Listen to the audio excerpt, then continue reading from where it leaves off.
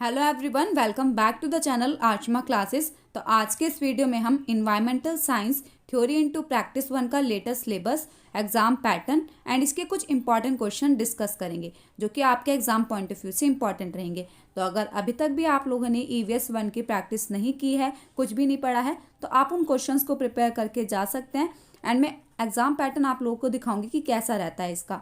तो first semester में आप इस सब्जेक्ट को पढ़ते हैं, चाहे फिर आप BA के स्टूडेंट हैं या फिर BCom के, तो सभी के लिए वीडियो इंपॉर्टेंट रहेगी। सभी का सेम सिलेबस है तो पैटर्न भी सेम रहता है। देखिए, AEC में आप इस सब्जेक्ट को पढ़ते हैं। सिलेबस देख लेते हैं। सबसे पहले हम यूनिट 1 है इंट्रोडक्शन टू इन्वायरमेंटल स्टडीज़। तो आपको इन्वायरमेंटल स्टडीज़ के स्कोप, इंपॉर्टेंस अच्छे से पढ़ने होंगे एंड इन सभी टर्म्स के बारे में आप पढ़ के जाएंगे। क्वेश्चन नंबर 1 इसी पे देखने को मिल जाता है, atmosphere, hydrosphere, lithosphere and biosphere. Okay, तो इन्वायरमेंटल स्टडी के स्कोप, इंपॉर्टेंस भी आप अच्छे से पढ़ लेंगे। सस्टेनेबिलिटी एंड सस्टेनेबल डेवलपमेंट आप अच्छे से करेंगे। यूनिट 2 है इकोसिस्टम, तो वेरी वेरी इंपॉर्टेंट टॉपिक रहता है ये भी।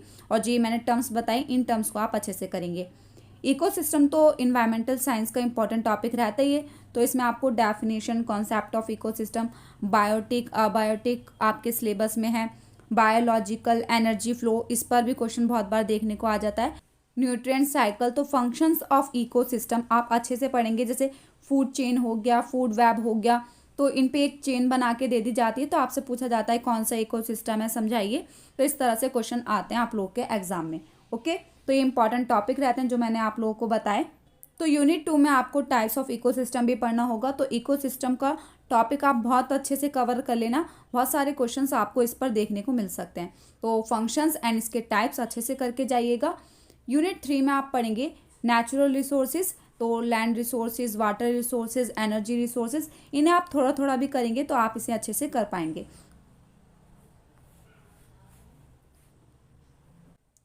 यूनिट 4 है इन्वायरमेंटल पॉल्यूशन एंड कंट्रोल। तो इसे आप अपने पास से भी बनाकर लिख सकते हैं। इन्वायरमेंट में कौन कौन से पॉल्यूशन पाए जाते हैं, जैसे air pollution, water pollution, soil, thermal and noise pollution. ये किन किन रीजनों से होते हैं, इसके कॉजेज बताइए, इफेक्ट बताइए, इनको हम कैसे कंट्रोल कर सकते हैं। इस तरह से क्वेश्चंस आएंगे आप लोग के एग्जाम में। Nuclear hazards and human health risk, तो एक इंसान को क्या क्या हेल्थ रिस्क हो सकते हैं इनकी वजह से, ये आप सबको बताना होगा। Solid waste management, pollution control measures, pollution case studies, तो केस स्टडी भी आ सकती है आप लोगों के एग्जाम में। Ganga action plan, very very important. And Chipko आंदोलन, चिपको मूवमेंट आप अच्छे से कर लेंगे यूनिट 3 से। तो ये इंपॉर्टेंट टॉपिक रहते हैं आप लोगों के। अभी हम नेक्स्ट में पूरे इंपॉर्टेंट क्वेश्चन भी आपको बताऊंगी। ये तो मैंने सिर्फ अभी सिलेबस में आपको बताया।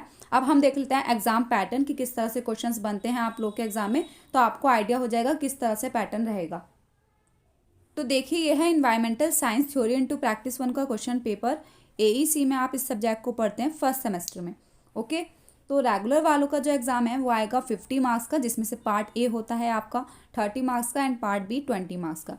आपको कितने टाइम मिलता है, 1 hour 45 मिनट्स। तो रेगुलर के स्टूडेंट्स के लिए है ये, रेगुलर एंड NC वेब के लिए। ओके, एंड SOL का जो एग्जाम आता है वो आता है 70 मार्क्स का। तो यहाँ पर मिस प्रिंटिंग है, 70 मार्क्स का आप लोगों का क्वेश्चन पेपर आएगा। पार्ट A होता है 30 मार्क्स का, part B 20, part C 20। Okay, 2.5 घंटे आपको मिलते हैं। SOL के स्टूडेंट्स को 2.5 घंटे मिलेंगे। इंस्ट्रक्शन देखिए क्या दी गई हैं। हिंदी इंग्लिश किसी भी लैंग्वेज में आप इस एग्जाम को दे सकते हैं।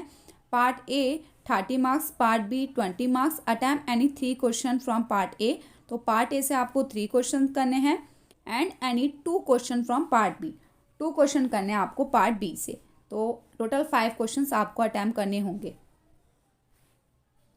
SOL के स्टूडेंट्स के लिए देखिए क्या इंस्ट्रक्शन है। पार्ट A जो है 30 मार्क्स का है, पार्ट B है 20 मार्क्स का, पार्ट C है 20 मार्क्स का। अटेम्प्ट एनी 3 क्वेश्चंस, तो 3 क्वेश्चन इन्हें भी पार्ट A से करने हैं, 2 क्वेश्चन पार्ट B से करने हैं and any 2 question from part C।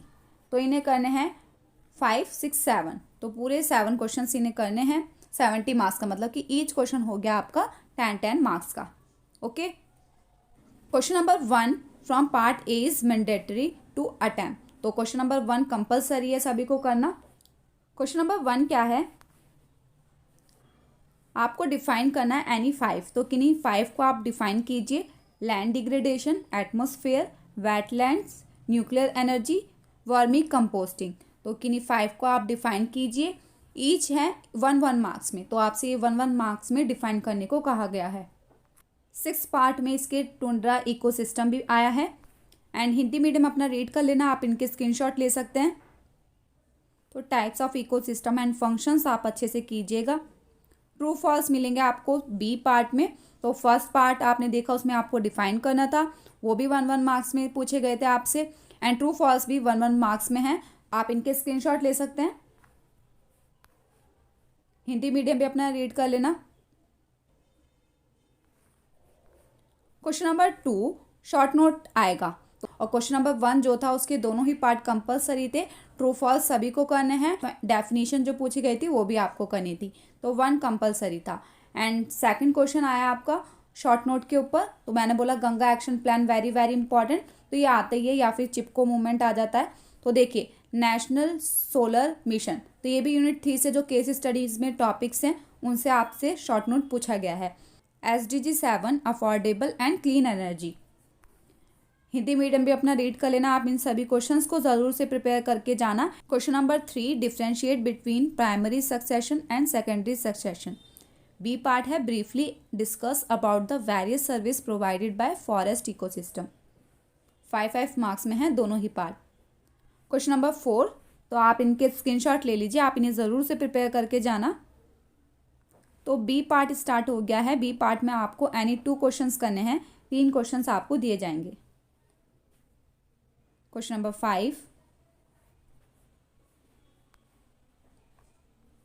Question number 6 Hindi medium. Question number 6, तो पार्ट बी में आपने देखा फुल फ्लेज क्वेश्चंस आए हैं। Question number 7,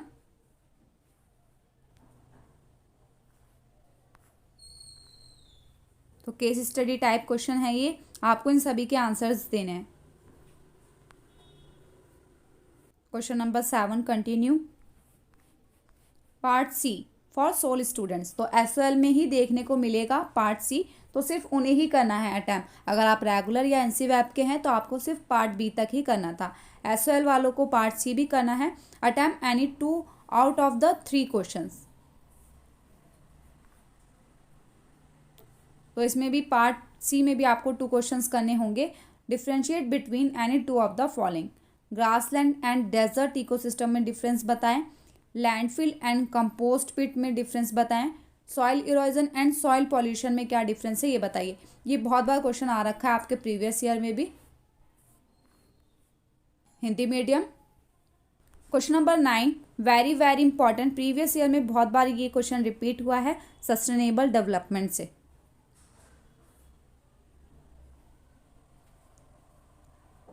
and question number 10, तो टोटल 10 क्वेश्चंस आपको दिए जाएंगे। क्वेश्चन नंबर 1 जो था वो कंपलसरी था, एंड ईच क्वेश्चन है आपका इसमें 10 मार्क्स का। अगर उसके पार्ट ए पार्ट बी दिए गए हैं तो वो 5 मार्क्स में आपसे पूछे गए हैं। तो अब हम देख लेते हैं कुछ इंपॉर्टेंट क्वेश्चंस जो आपको प्रिपेयर करके जाने ही चाहिए। अगर अभी तक भी आपने प्रिपरेशन नहीं की है तो आप उन क्वेश्चंस को भी ज़रूर से प्रिपेयर कर लेना। तो देखिए ये है EVS के इंपॉर्टेंट क्वेश्चन, EVS 1 के फर्स्ट सेमेस्टर के। तो चाहे फिर आप BA के स्टूडेंट हैं, BCom के, सभी के लिए ये इंपॉर्टेंट क्वेश्चंस रहेंगे, तो आप इन्हें नोट डाउन कर लीजिए या फिर आप इनके स्क्रीनशॉट ले सकते हैं। Question number 1, discuss the role of environmental communication and public awareness in environment protection. Question number 2, what are the objectives of environmental education. Question number 3 very very important, write short note sustainable development. तो अभी आपने previous year में भी देखा, ये question बहुत बार previous year के question papers में आ रखा है। ठीक है, तो आप इनके स्क्रीनशॉट ले लीजिए। What do you understand by environmental movements. देखो ये डिफाइन करने को भी आ जाते हैं या फिर इन पे शॉर्ट नोट आ जाता है। Biosphere, lithosphere, hydrosphere, atmosphere and layers of atmosphere. Question number 6, explain the composition of atmosphere, what is ecosystem, explain the term ecological system and what are the main features of an ecosystem। Question number 9, difference between biotic and abiotic, ये भी बहुत बार आ जाता है। Question number 10, difference between grassland ecosystem and forest ecosystem, very very important. Question number 11, define desert ecosystem. Question number 12, define the following, aquatic ecosystem and fresh water ecosystem. Question number 13, write short note on tundra biome. Question number 14, energy flow and nutrient cycling in an ecosystem. Question number 15, pyramid of biomass, very very important.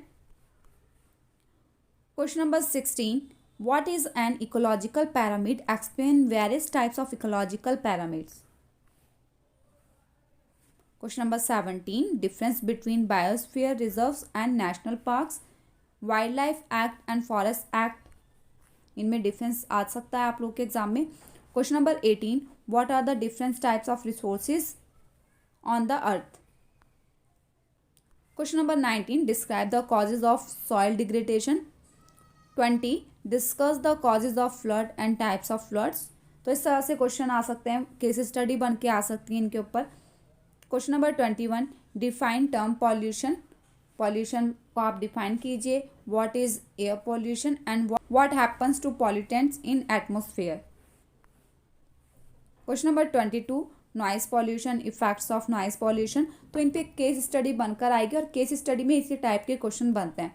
Question number 23, air pollution, effect of air pollution on flora and fauna.